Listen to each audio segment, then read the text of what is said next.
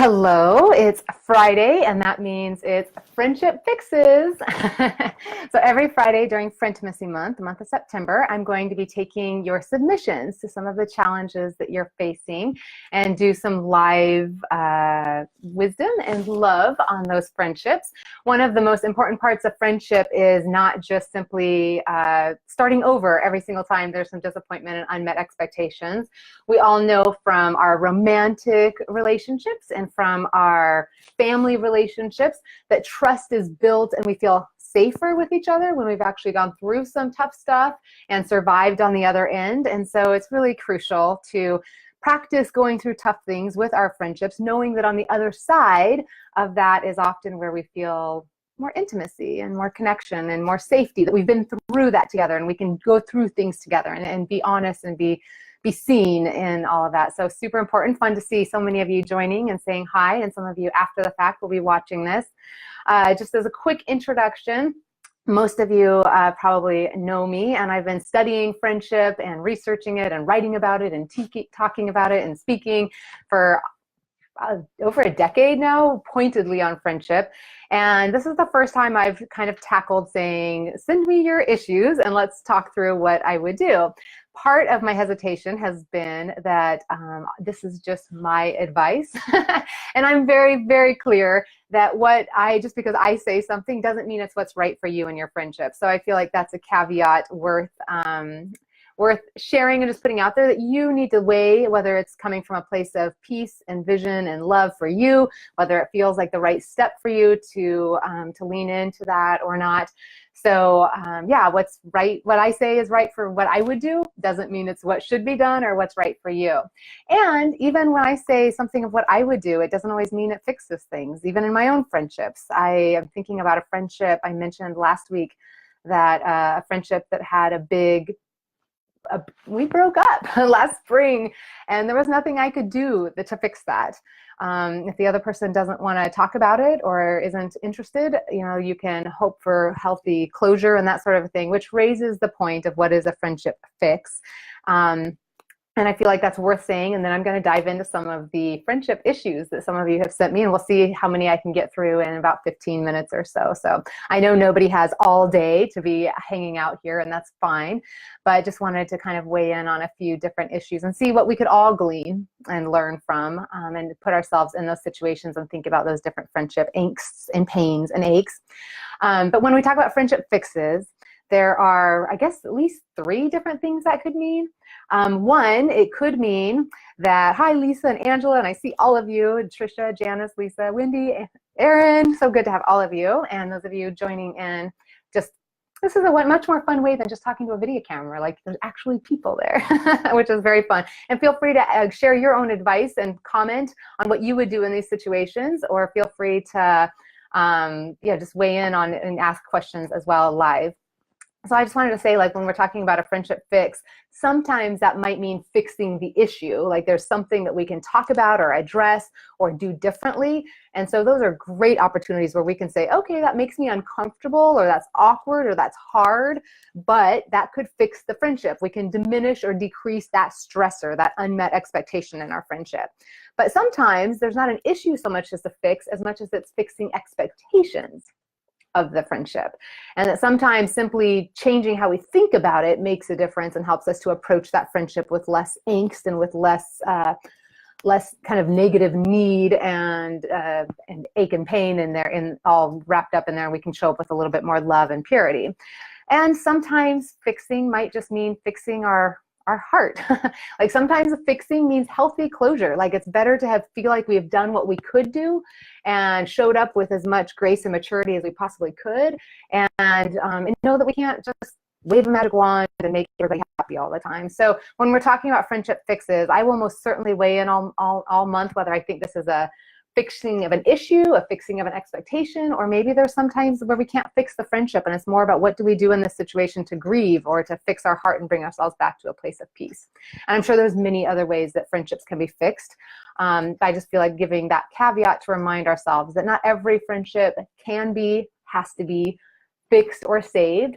Sometimes fixed means we're closer on the other end, and sometimes fixed means we recognize that this is our friendship and that we don't need it to be all or nothing, and it can be what it is, and we change our expectations of that. So with all that said, I'm going to start diving into kind of some of the questions that came in. And if you want to submit your question for a future Friday, then we have the link there. It's shastanelson.com/friendship fixes. And you can anonymously submit any issue that where you feel like there's some, just angst, challenge, problem, disappointment, and see what we can all learn from that going in together. So I will keep these anonymous. The first one that came in is, she says, the problem I have with one of my friendships is I think I value a friendship more than the other person in the friendship. My friend recently moved and chose to give one of her other friends a goodbye gift in front of me, awkward, and made a really long Facebook post about how much she'd missed this one particular friend.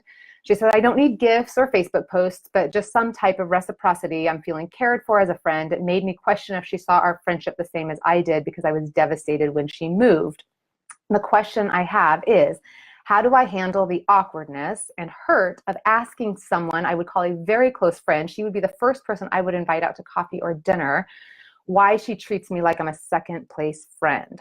I think we view our level of friendship differently, and it is really hurtful. We know that feeling. We all know the feeling of wondering if we are loving somebody more than they love us, and none of us wants to be in that situation.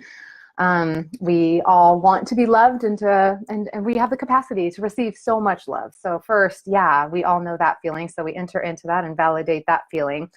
And then just kind of stepping back from this and thinking, what would I do in this situation? The question was, how would I handle the awkwardness and hurt of asking someone why she treats me like a second place friend? And I think in this case, I don't think I would have that conversation.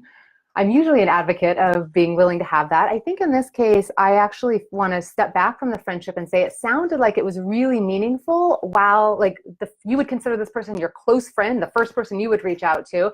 And so the friendship sounds meaningful. It sounds fulfilling. The issues came up when we started comparing our friendship to how she treated another friendship. So those are two different issues. One is this friendship meaningful? And if it's meeting my needs and I feel loved and I feel cared for and we spend time together and we've gone through all these issues together and we spend all this time together, then that's one thing.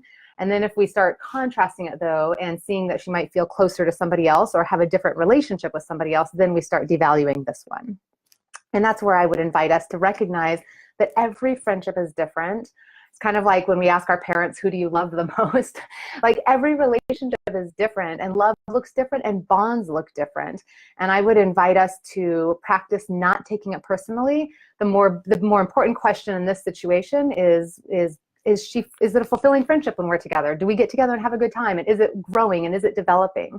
And some of you are familiar with my Frientimacy triangle, or you could go Google it on YouTube and find all kinds of stuff there. But really, remember, every relationship starts on the bottom of the triangle and then they get developed up toward the top of the triangle only as we practice positivity, consistency, and vulnerability over and over and over and over and over again.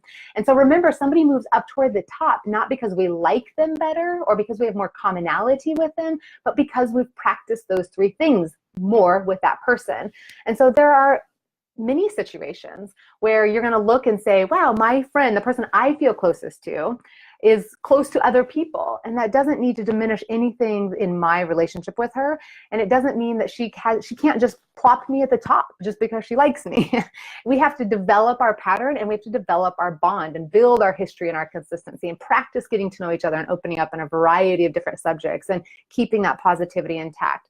So all that to say, I think in this situation, I would say, maybe, to be crass, maybe you are second place, and that's okay. And we all have friends that are in different moments. There's an ebb and a flow. On some subjects, my best friends might call somebody else first, and that's okay. And on other times of life, a certain season, 2 or 3 people might have a different relationship and be closer than somebody else.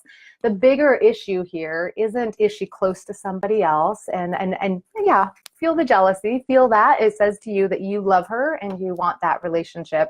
But we don't want to begrudge our friends developing deep, meaningful friendships with others.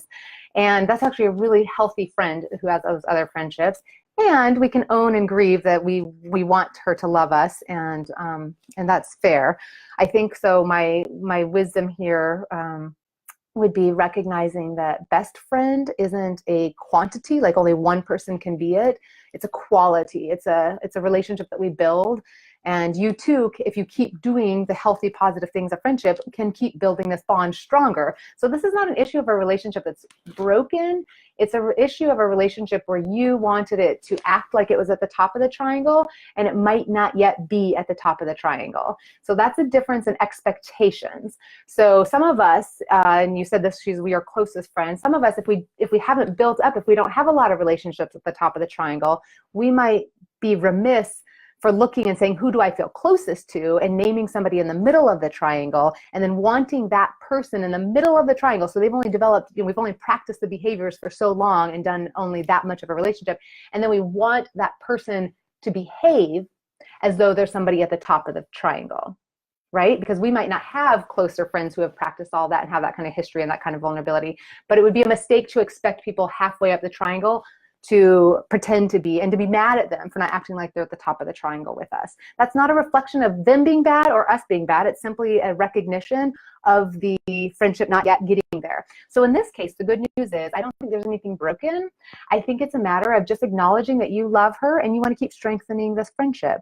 So I wouldn't have a big conversation about why you're being second best, or why you're only halfway up the triangle, or and just see it as an opportunity that just says, and this is easier said than done, but to just kind of say, I'm so glad she has people who love her. It shows me that she's a good friend. It shows me that she knows how to treat good friends. It shows me that she's a healthy person, and I like her, and I'm going to keep practicing these 3 things with her so that I can deepen my friendship with her.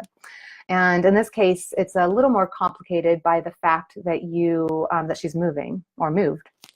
So really, if she still lived there, I would say you've got a great situation to just keep strengthening and try to see this as an opportunity to go deeper. Because of the move, you've got this other little piece of it that's a little trickier, and that is that there's some grief there. There's a loss. So even if she hadn't loved up this other friend in a way that left you feeling hurt, there's still grief there that you have lost a friendship for what it was in that way.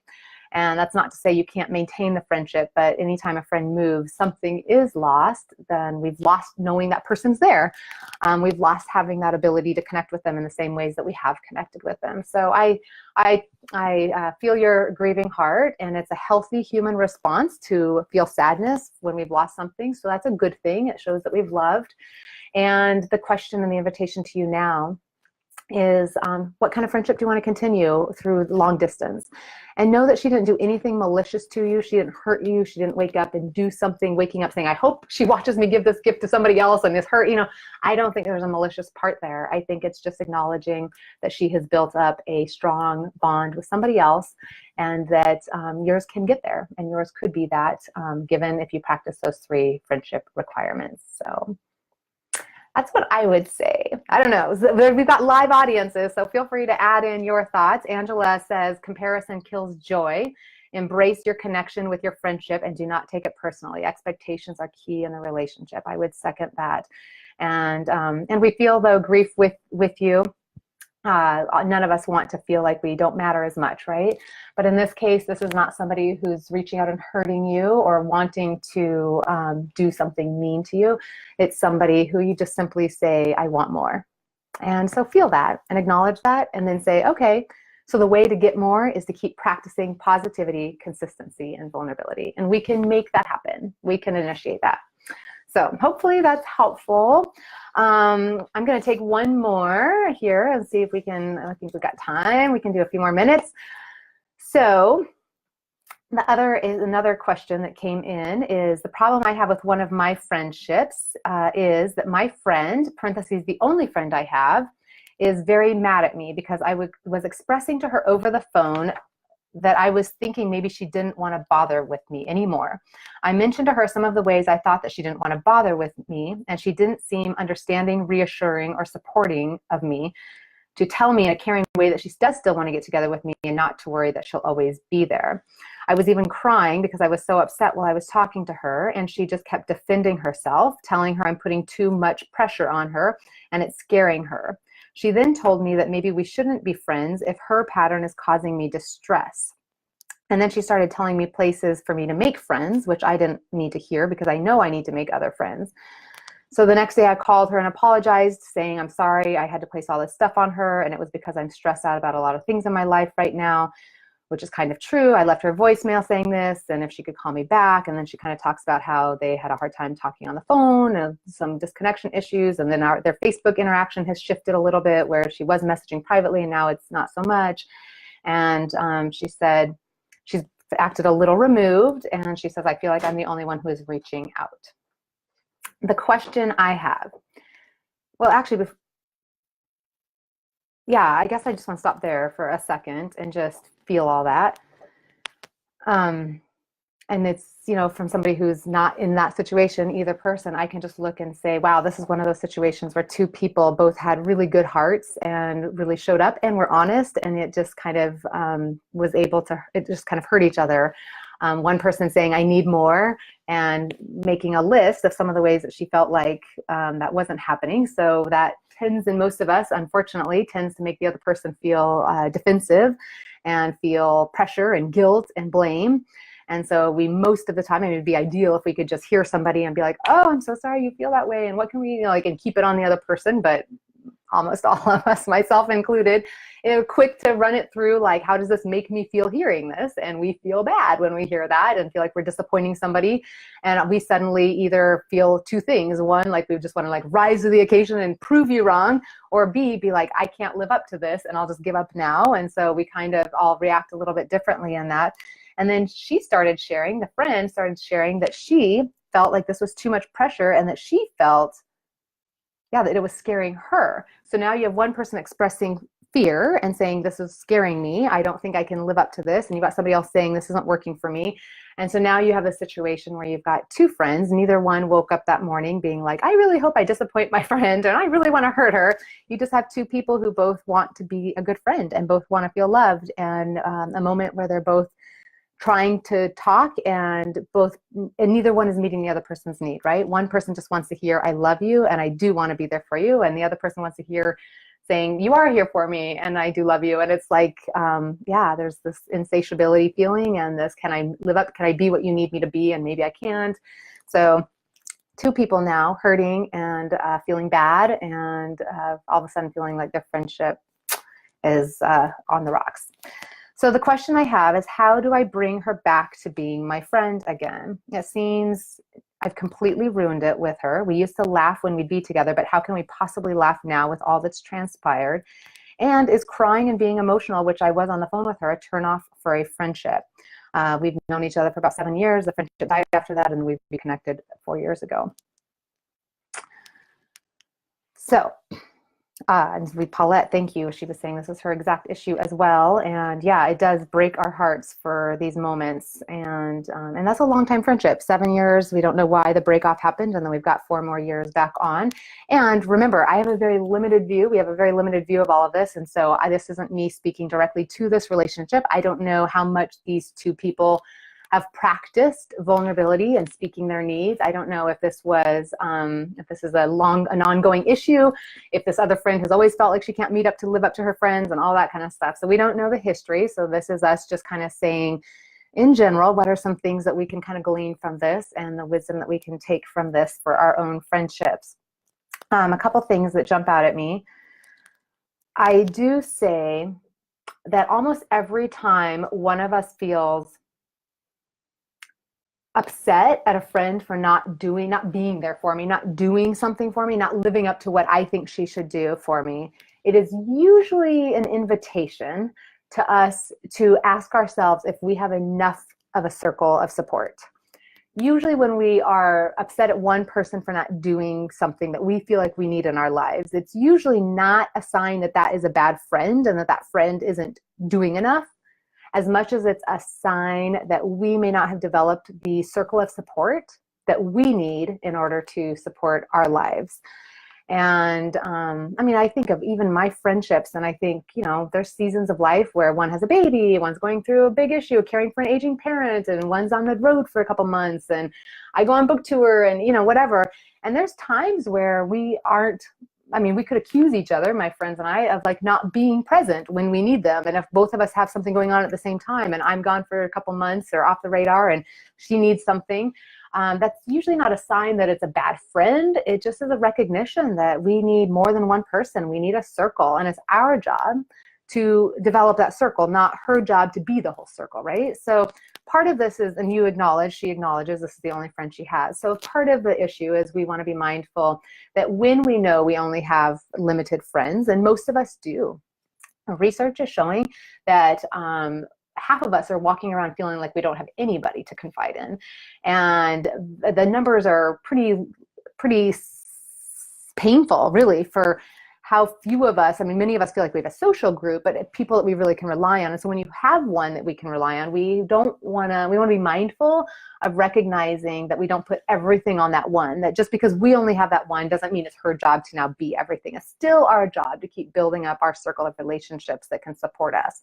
So let's start there. That she acknowledged that. She knows this is the only friend, and that was a part of the mistake there. The other two things that jumped out at me that I think we can all kind of learn from here is the consistency. So I was talking earlier about the triangle, the 3 requirements of all healthy relationships, and 2 of those 3 got broken or kind of affected in this interaction that these 2 women had. One is the positivity, the foundation. So that's the bottom of every triangle. So our relationship builds up, like it's on a foundation of positivity, and builds up with consistency and vulnerability. And so when that positivity breaks down, there's obviously that's the foundation. So it kind of starts eroding, and it's like, doesn't matter how much consistency and vulnerability we have, if it just keeps feeling bad, our friendship is going to suffer. And in fact, research shows us that we have to have 5 positive interactions and feelings for every negative one in any of our meaningful relationships, marriage included. So, and then so that piece got affected, right? So now she's like, how can we even laugh again? Because the positivity, it was feeling so bad for both of them. They hurt each other's feelings. And then the consistency piece got broken. In that, consistency doesn't only mean frequency or regularity of interaction. It also means that by that regularity of interaction, consistency is where trust is built. So it's in that pattern of repetition that we end up creating an expectation or a trust of how that other person is going to respond. So consistency speaks at first to like our interaction and our time, but only because that's the only way we have to then be able to start being able to predict how that person is going to interact. And we trust somebody based on how we've seen them act in the past, right? So consistency is what that person can expect of us and how they expect us, anticipate us responding and reacting or behaving. And so in this situation, I don't know their history of how much this need and this one person saying, I don't feel like this friendship matters. I don't know if don't feel like you want to bother with me anymore, she says. So I don't know if this is the first time it's coming up or several times. But either way, there's a little bit of an erosion of trust here, I'm feeling. One is if this is the first time it's brought up, then that means that we've probably put up with something, and then all of a sudden we're very hurt and we're crying and it's a big issue. And so we've broken trust because we didn't bring it up in the small ways. And so all of a sudden we're catching somebody off guard, and that doesn't match our pattern of how they've expected us to be. And so suddenly they're just blindsided and they feel caught off guard and they don't trust it. All of a sudden they're like, what is happening? This isn't the relationship I thought we had. Or the flip side is, if this keeps going on and we've brought this up and we've dealt with it and we've, whatever, and it keeps coming up, then we're creating a pattern that this is a friend, I can't meet her needs. So the other friend is feeling defensive and feeling like, I give up, like I can't keep doing this. So either way, the consistency piece means the invitation is here that we have to rebuild trust.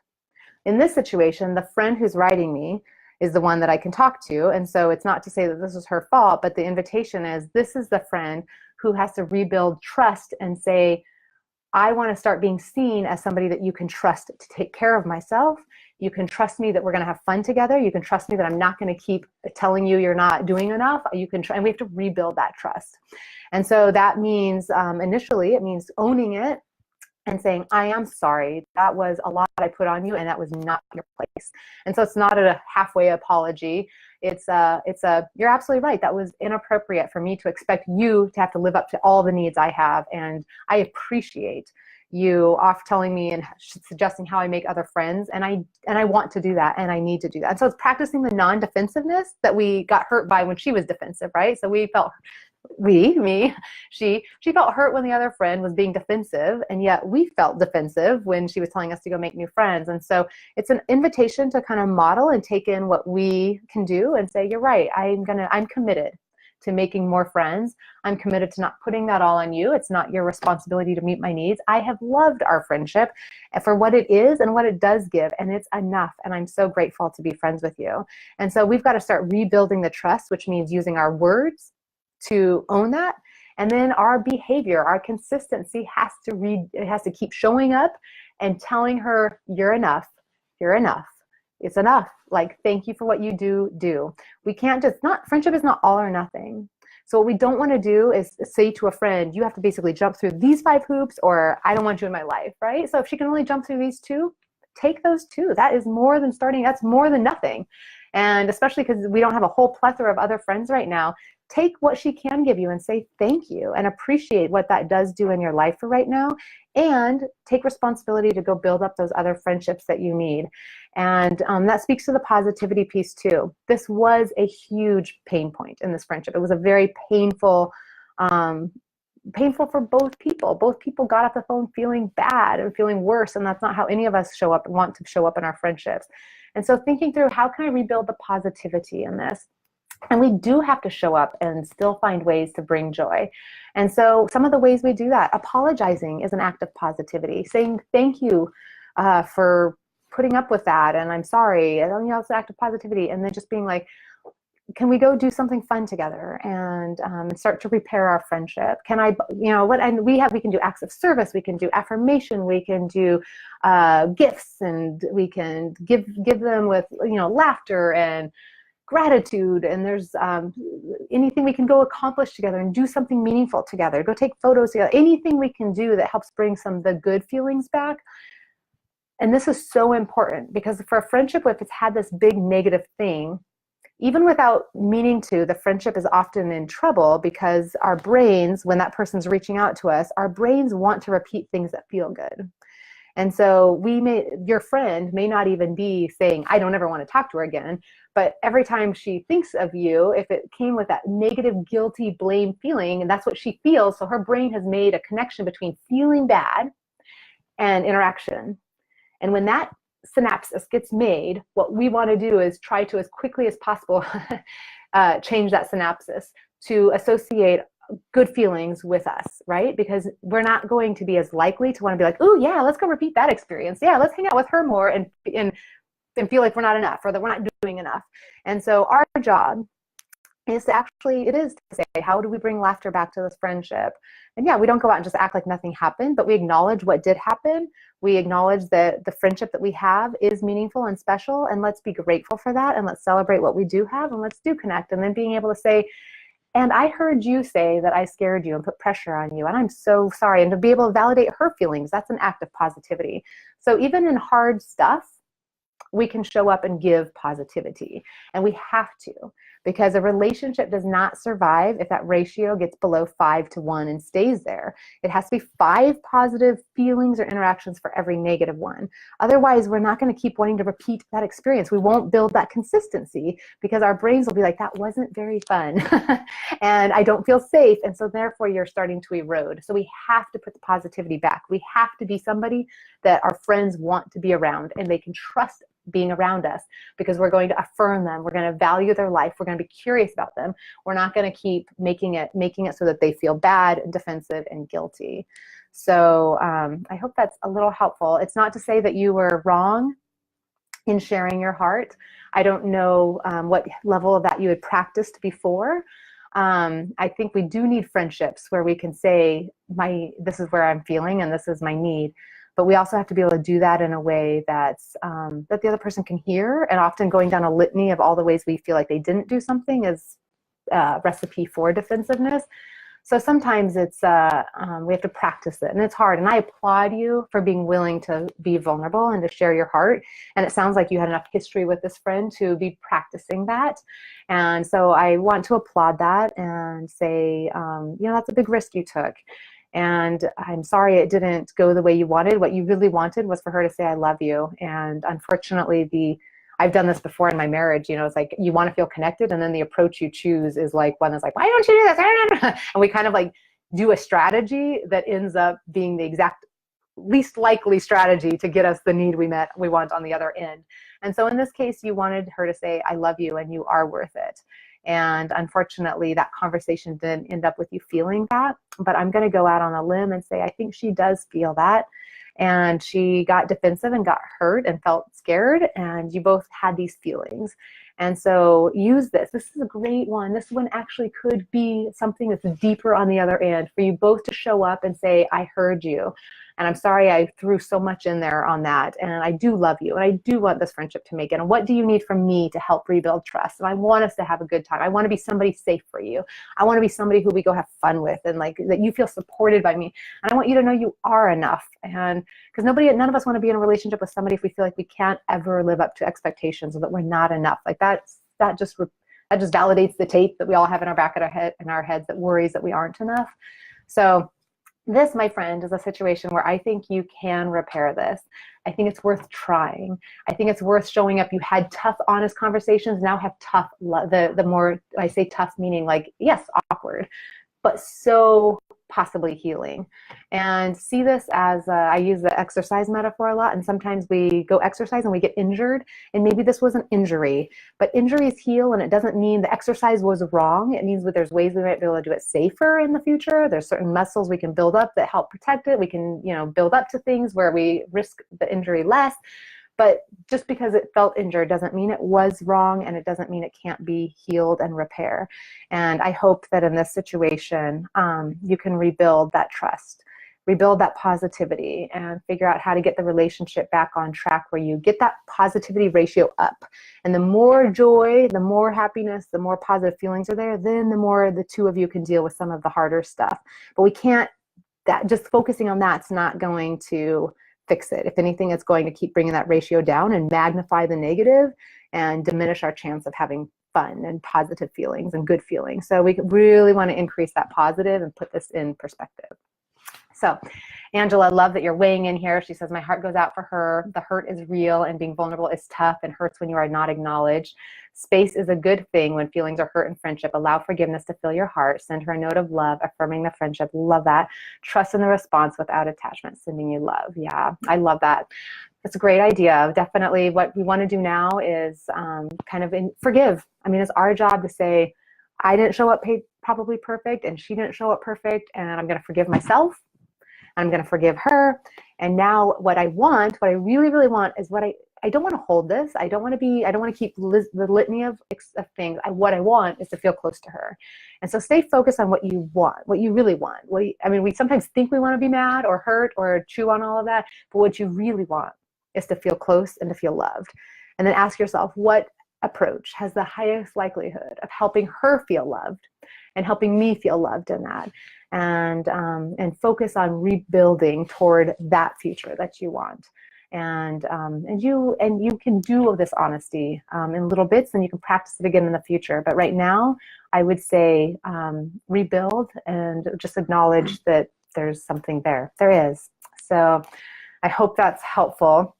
As we wrap up, I was just thinking both of these situations today that I took from these friendship fixes, both are situations where the person who wrote in feels like they care about the friendship more than the other, right? One is worried that she cares more and then she sees her friend acting to other friends, and this one she is worried that she cares more and isn't getting her needs met.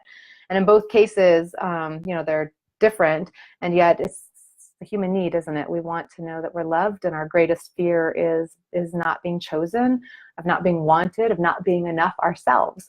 And so one of the most beautiful things here is what I love is in both these situations, I think the solution lies in you helping your other friend know she's enough. Like you show up and you give that love, and I think it has a lot higher likelihood of helping you get the need that you want. And recognize in both these situations, neither one of these friends woke up, I think, wanting to hurt you, wanting to disappoint you. If I got the privilege of talking to them, they probably either, in one case, doesn't even know they hurt you, and in another case, just feel horrible, and that's probably why they're pulling away, because they don't want to keep hurting you. In both cases, I would guess these friends are devastated that they hurt you and it was not their intention. And I think these are both situations where it's the expectation is what hurt you the most of what you wanted them to do. The gap between who you wanted them to be, like top of the triangle, perfect, highest level of consistency, vulnerability, and positivity, and the gap between what friendship has actually been practiced and what that friendship is ready for. And there was a gap there. And so in this case, I think what we're repairing, what we're fixing is the expectations. So these are friends who do love you. They did not do anything blatantly trying to hurt you. Their response or not response may have hurt you. But I think these are friendships that can be fixed. I think on the other end of these, there can be great love and great trust and great hope in these relationships. So hope that's helpful and hopeful. So those are two situations we took today. And next Friday, I will be logging back on and doing another Facebook Live, same time every Friday, and taking just different issues. So I've got a pile here. Happy to have you add to the pile, and we'll just see which ones I pull out next Friday. And I'm happy to have anybody else who wants to weigh in, leave comments of what you would do in these situations, or what advice or what love, or just even us validating these hearts. I mean, these are 4 women who all want to feel loved, who all are trying to show up in their friendships in meaningful ways, and all in varying degrees feel like they're not getting what they need or doing it the right way. And we're all practicing on each other, right? So very few of us know how to do this perfectly. Most of us don't even know what we need. It's hard to articulate our own needs, let alone guess what each other needs. And so I applaud all of you for the efforts you have made in building these friendships up. And I send so much courage and love to you as you practice strengthening these friendships and doing what you can to add that positivity, that consistency, and that vulnerability in healthy ways. So it was so wonderful to see all your beautiful little faces and names that have joined. And thanks so much for tuning in. It feels like such a great honor to see your name and to have your time today. And at the end of the day, what I hope for is that as we all keep making new friends, as we all keep telling our friends we love them, that we also will take the time. We live in a culture that gives a lot of lip service to just getting rid of friendships that don't feel good. But boy, none of us would be married if we just got rid of every relationship when it didn't feel good, right? Like we have to go through things that don't feel good to get to the other side of where intimacy really, really, truly is and where we feel safe. So don't be scared of just disappointing each other and of unmet needs. That does not mean it's toxic. It just simply means that there's places for us to grow and learn about each other and to love better. And so I just say a special prayer on these 2 women, especially as they show up in this world and try to do the forgiveness of what their friend didn't do, and the courage to love anyway, and to show up and to build stronger and healthier friendships. Blessings on all of you. Have a good weekend.